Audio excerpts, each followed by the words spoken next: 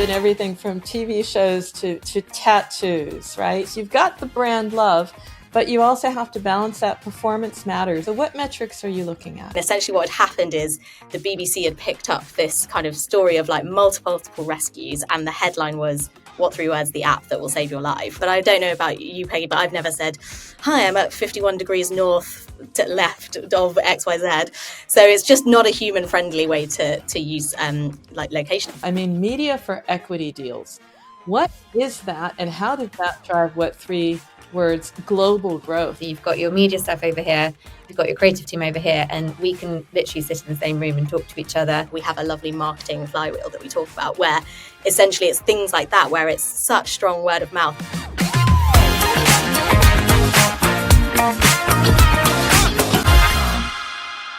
This is The Groove, bold conversations with leading minds in marketing, mobile, and AI that inspire us, that drive us forward.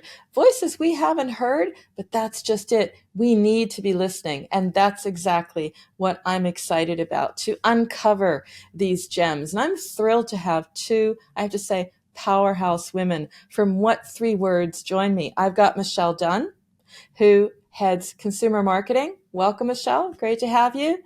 And Jane Stevenson, recently promoted to marketing director. So yes, now I'm really excited because this is new news for you, and hope it's fairly recent. Had a good party or something to tell us about. Indeed. So I've got the both of you, and I'll think of it in a way because I'm really into superheroes and comics and all that good stuff. So I'll say it's a dynamic duo, because together you've built something remarkable. I know you don't give yourself credit because it's always a woman thing, but I will give you credit because it's a brand that doesn't just live in the digital world. It also connects with our physical reality, even drives physical emotion, which is, I think, what's so exciting about it. So I know a lot about it, but our audience probably doesn't. So let's start there. It's a journey for both of you. Your product is about journeys as well. How would you describe what3words? Yeah, absolutely. So as you said, it kind of connects this kind of physical and digital world. And essentially the problem that we're here to solve is the one that kind of everyone sort of encounters every day, but you don't really think about it so much. But it's the issue of communicating precise locations. So if you imagine you're trying to meet a friend in a park, you're perhaps trying to get a delivery to a kind of building, you've broken down on a highway and you're trying to say where you are. We don't really have a great language to talk precisely about moments like that. We perhaps have GPS coordinates for those who are more techie out there, but I don't know about you, Peggy, but I've never said, hi, I'm at 51 degrees north to left of XYZ. So it's just not a human friendly way to use like location information. So what we've done is try and solve that by putting this grid over the whole planet, dividing it into 3 by 3 meter squares and giving each one a unique code of 3 random words.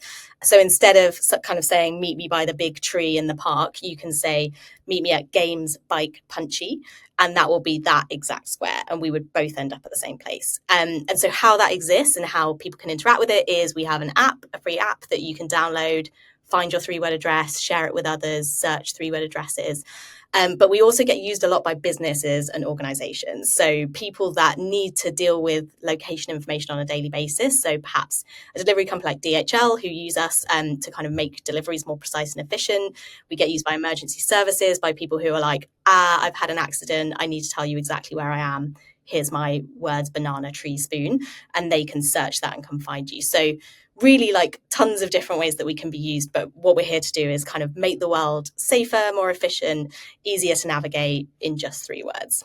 And findable and searchable and even more connection, because you start to really thinking about the planet as a whole. You know, there are lots of places that don't have roads that we haven't really mapped fully, and that's building that connection. And there's also a real connection. I mean, people really form a connection with you, and it's something that's exciting, particularly because brands want connection. There you go, you have it already. So job done, I guess. Absolutely. I don't know, Michelle.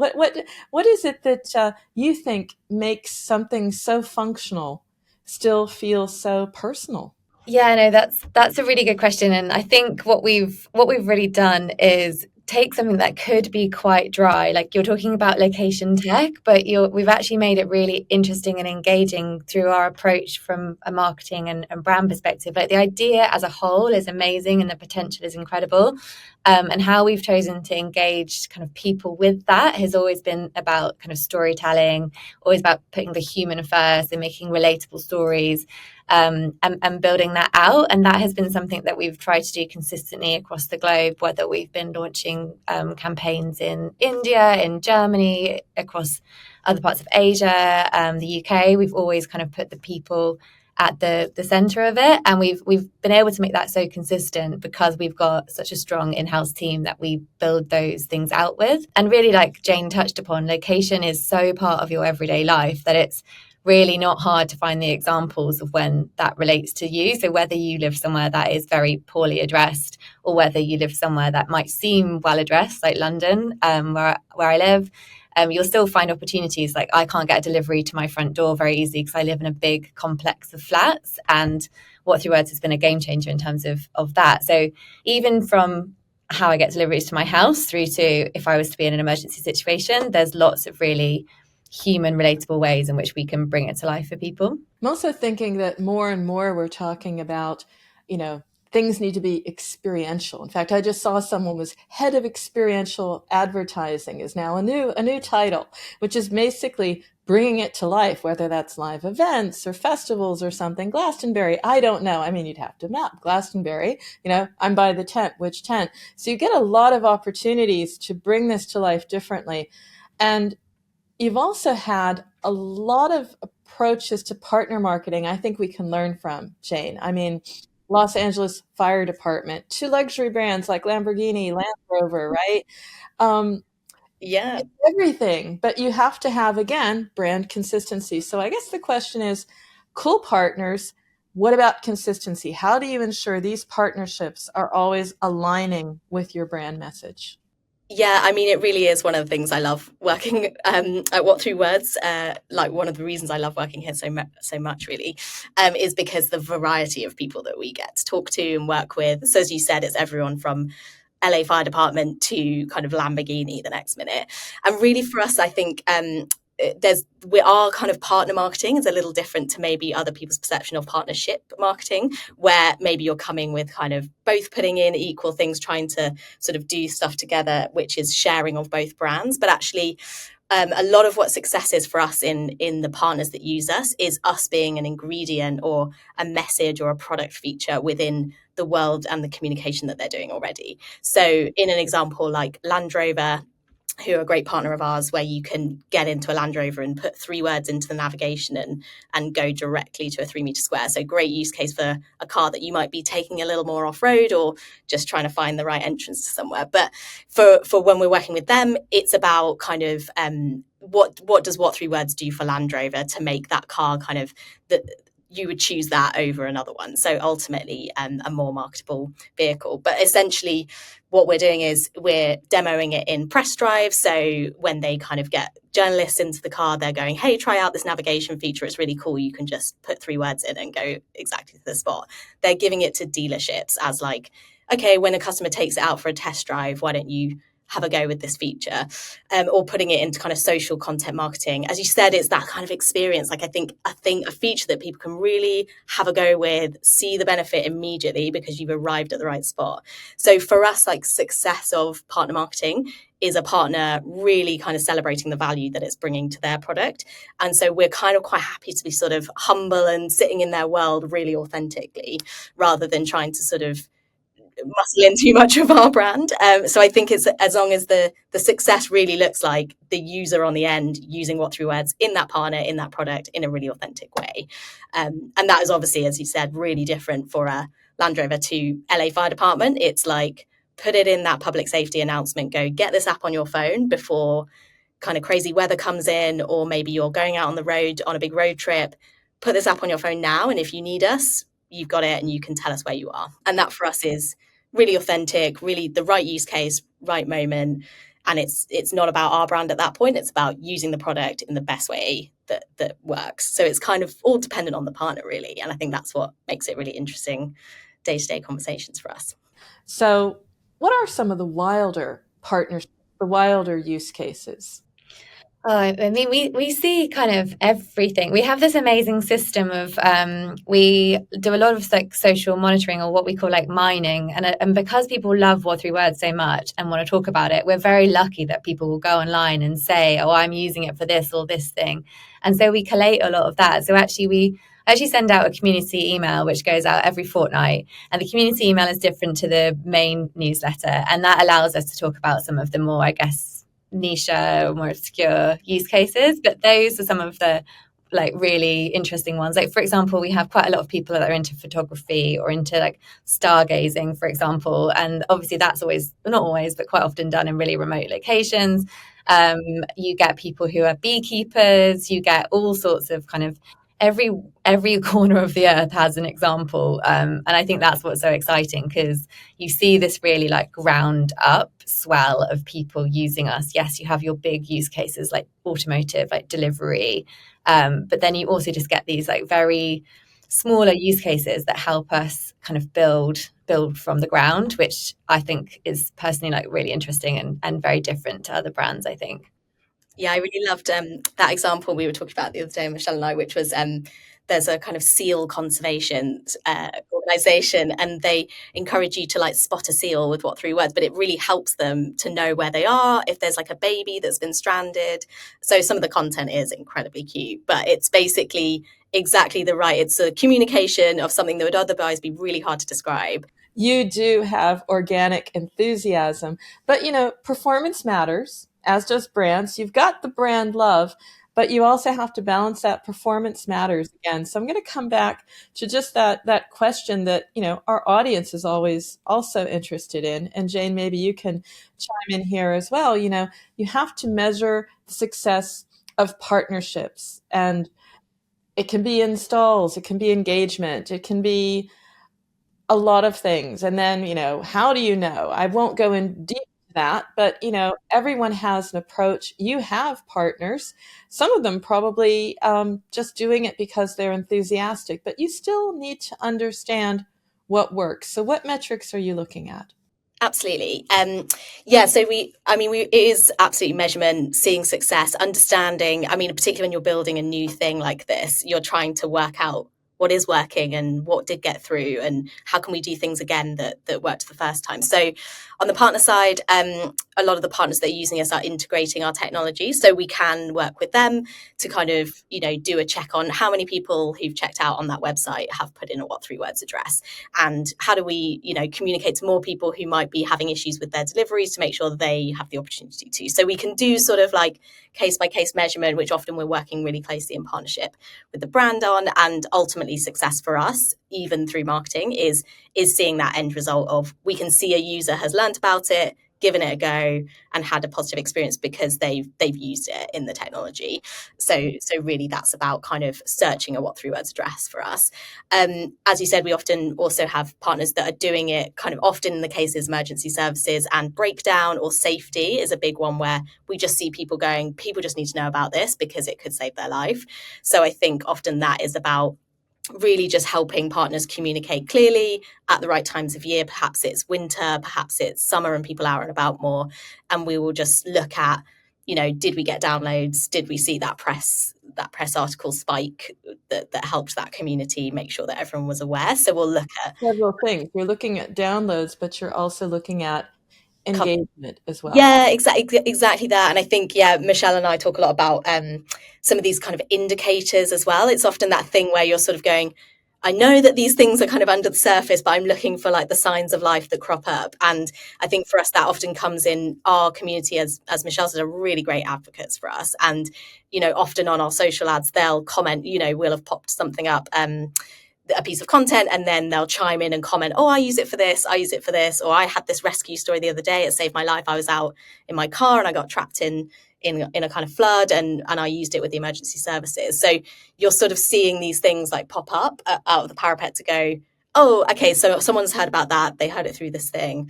And then often that sort of helps us reverse explain, maybe we had a spike in users overnight and we don't really know why it happened. And sometimes something will crop through our socials, or we'll see an article that appeared in, some kind of Korean press article that we didn't even know had happened, and then we'll have seen the user spike for it. So it is a bit of a detective game sometimes, but as you said, it's all about learning what works for you, what we can measure, what we can see happening, and if we can measure it, we'll try.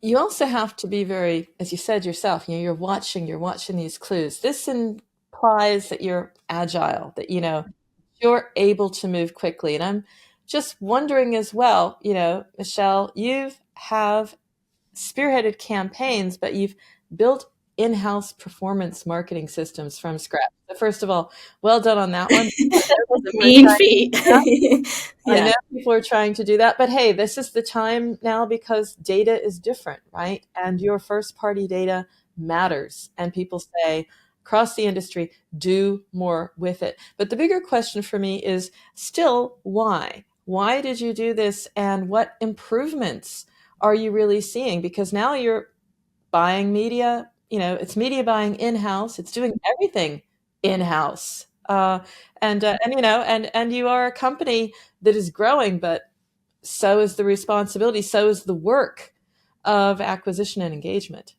Yeah, absolutely. So the choice to do it in-house was one that was kind of, I guess it really speaks to the way we like to do things at what3words. Like, we're kind of people that will give something a go, try it, optimize, and do it more. And that's probably how we started. We started off small when we decided to bring in-house media buying in-house. We started off with a small level of spend across kind of some key performance marketing platforms.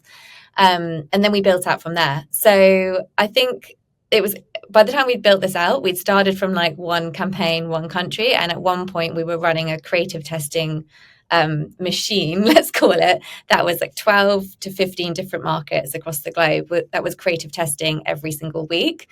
And I don't think we would have been able to do that level of optimization if we'd have had a external media agency and an external creative agency. And there's nothing wrong with either of those kind of options. If you don't have the abilities in-house, that can obviously work really well for you. But our ability to have that in-house meant that the two things could talk really well to each other. So you've got your media stuff over here, you've got your creative team over here, and we can literally sit in the same room and talk to each other. It also means that we can be super flexible. So if someone decides that we want to test something in a new market, we can just decide to do that and make that happen. We're not then looking at finding another agency or maybe paying more to be able to do that. It also means we can turn stuff off when we need to turn stuff off. And all of that knowledge that we learn and that optimization is in-house, and we get to keep that and we get to use it to create our blueprints, And so I think it's been a real success of how we've built the teams out here to bring that in-house. And I would be a big advocate for trying to do that if you've got the ability to build that team in the right way. So how many are in your team? I'm just curious. Well, our teams are like, we have our marketing team and then growth. So growth have the media buying, but I think most of the media buying goes through like one and a half persons, let's say. And then the creative team flexes depending on the requirements, to be honest. So we have a good substantial team. I think, is it about 20 people in-house in the kind of studio across different markets. So we've got a studio in Mongolia, some in Vietnam, and some based here in the UK. So yeah, we've got, and I think that's the other thing is like we're doing performance marketing sometimes, but we're also doing a bunch of other stuff. So like Jane said, we can take some of these insights, it's the same team of people, so they can move those insights into other things that they're working on, which ultimately makes kind of everything we produce more insightful. And talking about how people interact with the app, because you've got a lot of data, I'd love to see some of it, because just the geo differences would be fascinating. Just what the Germans are using it for, as opposed to, because I'm based in Germany, as opposed to other cultures, is probably fascinating right there. There's probably some great stories. But I met up with your company originally because I went to a mobile leaders event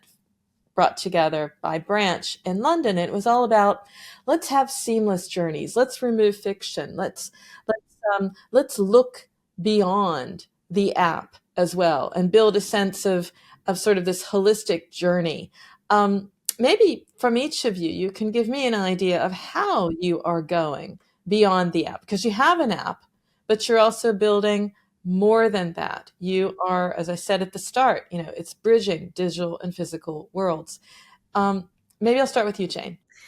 Yeah, I feel like to illustrate this point, there's probably just one story that really sticks out that is a very recent event for us that I think kind of encapsulates the sort of network effect that we see and then try and kind of replicate in comms. But essentially, what had happened is there's a radio DJ who's in the UK called Chris Evans. Some of your listeners might know him, but he's has a radio show, and he basically heard about our app from a festival that he helps run and just really loved it, had Chris on the show to sort of chat a bit more about it, and just was a big fan and was like, do you know what, I use this, really love it. I actually think it could be really powerful for you if you are driving in places or going to a festival. So it's sort of advocated for us, just with his radio audience. And then about kind of 2 weeks later, a story popped up actually in a really random local Devon Gazette, so a kind of rural newspaper, of a guy that we'd had some flooding in the south of England, and he'd got his Tesla stuck, and he was in rising floodwater, but had listened to the show, downloaded the app, and then used it to ask for help. So told them his 3 words of where that he was, and then had been rescued, and then recontacted the show to tell Chris that thank you, this saved my life. Like, I was just listening to your show and I didn't even think about it.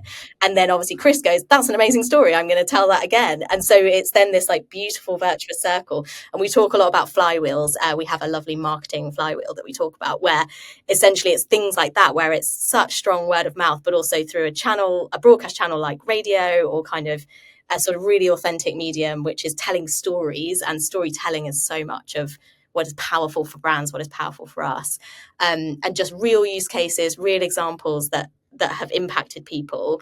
And then what you'll see is then downloads off the back of that, because it's a true story. Someone has had a genuine experience with that product. And ultimately, I mean, we're very lucky that what we do is also incredibly purposeful and sort of meaningful to people's lives. So I think it's very compelling in an emotional way as well as a rational way. But that is just those little things that kind of you don't imagine happening. And it happens for us in business as well, because part of the reason that emergency services in the UK started using us is because NCIS, you talked before, we've been in a few TV shows just organically written into plot lines. They had a TV show called NCIS where they used it as a sort of clue in a hostage situation, being like some words in a book that were highlighted, and that was where the hostage were, so a 3-word address. But then someone who I think he worked in sort of fly tipping at Norfolk Police, was like, do you know what, I could use this for fly tipping. And so basically was like, I'm just going to try and see if we can get some people to use this. Reached out to us, we helped them build it into their kind of control system.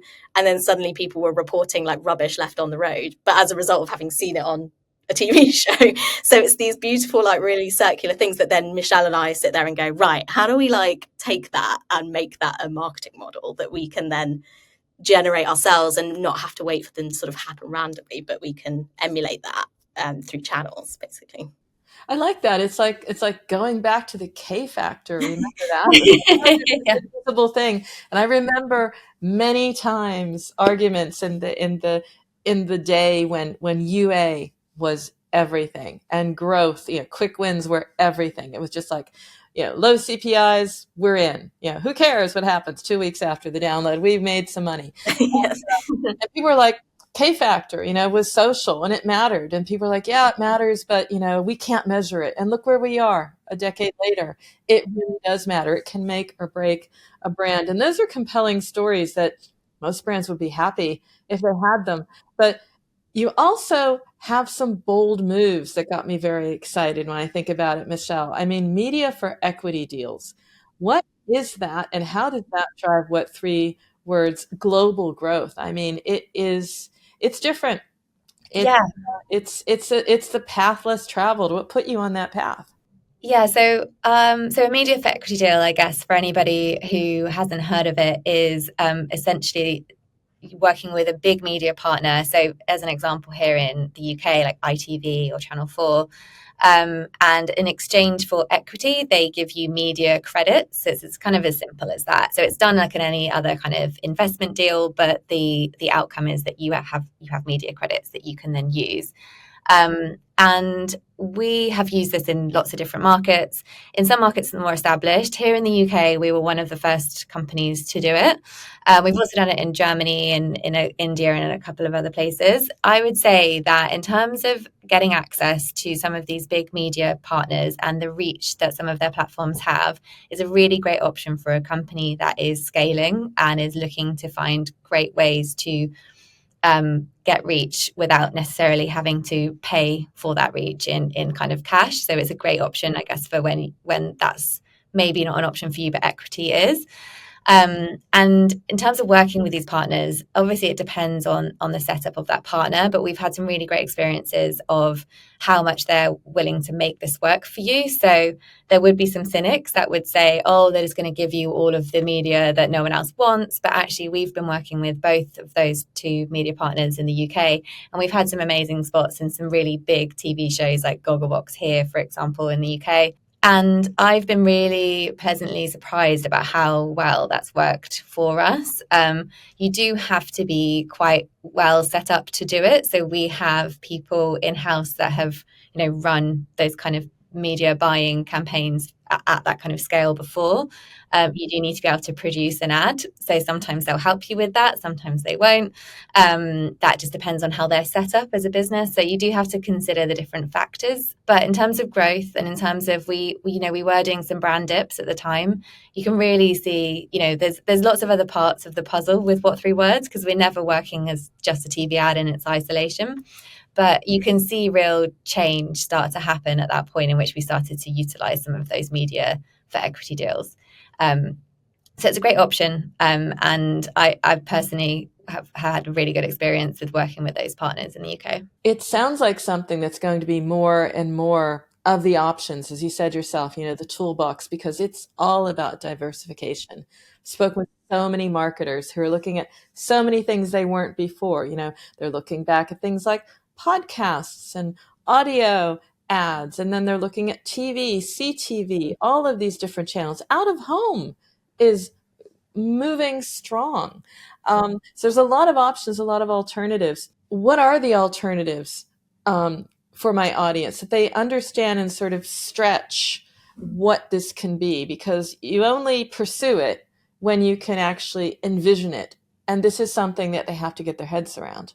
Going back to our choice to go down the route of media for equity is only doing that if that is an option that serves your objectives at the time. So obviously it can sound really appealing to someone to say, okay, in exchange for equity, you could get a bunch of media credits for a TV spot or something.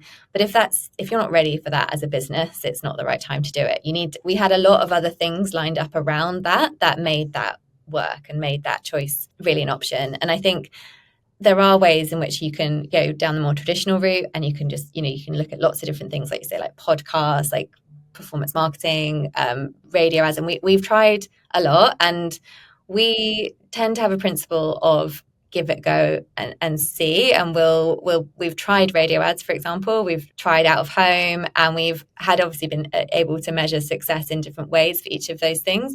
But I think just look at it from a perspective of your objectives and what you're trying to do and your audience and how those two things come together in terms of media mapping. I think what's really nice about all those examples that you're talking about is that being able to find media that in a more accessible way, that means you can do that thing where you just give it a go, see what it does for you. And then sometimes we make a decision to go, great, we know exactly what that can do.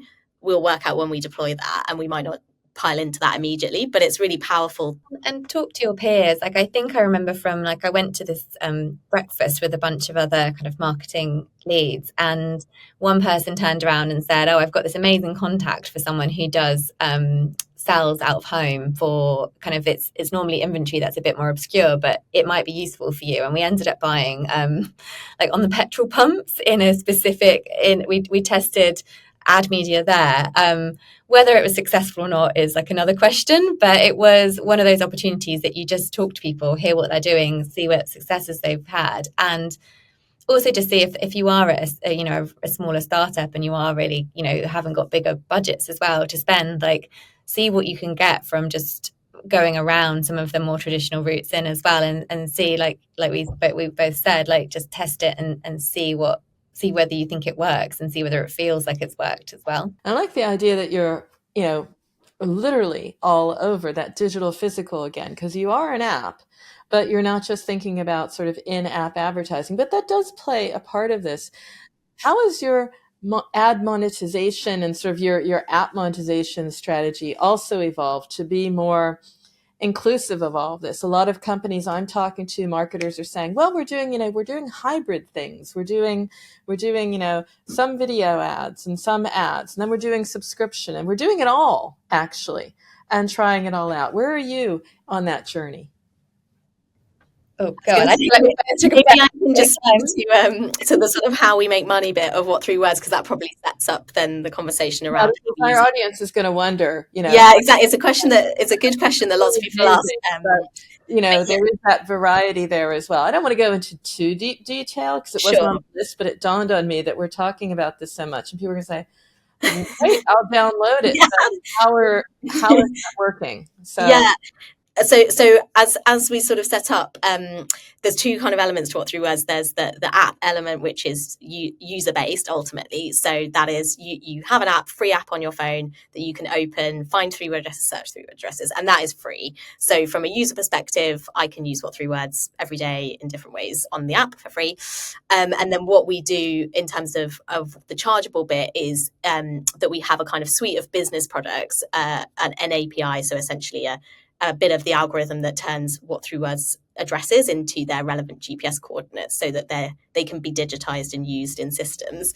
And basically businesses subscribe to license fees to use that API. So an example journey would be Michelle in her new build is trying to get a delivery. She finds her what3words address through our free app for the front door, for the delivery point. She's putting that into a website where she's shopping. Maybe she's been out at Zara, put in, I would like it delivered to word.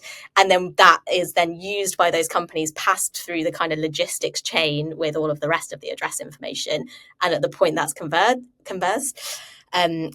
they're using our API to do that. And that's the kind of chargeable part of the business. So basically businesses pay us and then users are kind of using us for free. So really those things need to work in tandem, because as I've sort of described, there's a real like connected journey. So a lot of the work that we're doing with the app is about helping people learn where they can use what3words, but also we need to then do the other part of the picture, which is make sure that we've got lots of businesses and partnerships that can accept us. It's a kind of standard thing that lots of other businesses, Google, lots of companies charge for in a sort of world, but we're just essentially a different way into that problem.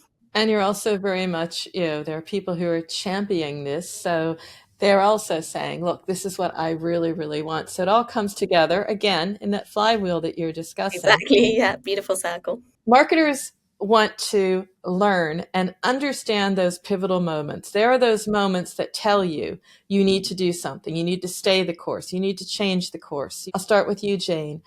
Tell me about a pivotal moment in your journey and what you have learned from it and what our marketers can learn from it as well.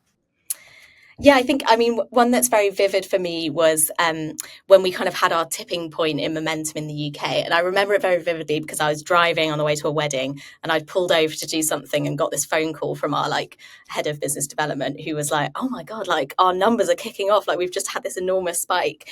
And we'd seen that what happened was essentially we'd been working with the emergency services kind of growing things gently for a while. I think all of us were really at the grindstone in that moments that startups will really feel, where you're kind of I feel like I'm putting energy into everything and I just want to see that take off. And Michelle was in the office, so maybe she can speak more to the office experience of this, but everyone gathered, and essentially what had happened is the BBC had picked up this kind of story of multiple rescues, and the headline was what3words, the app that will save your life, which you can't write a headline like that for yourself, can you?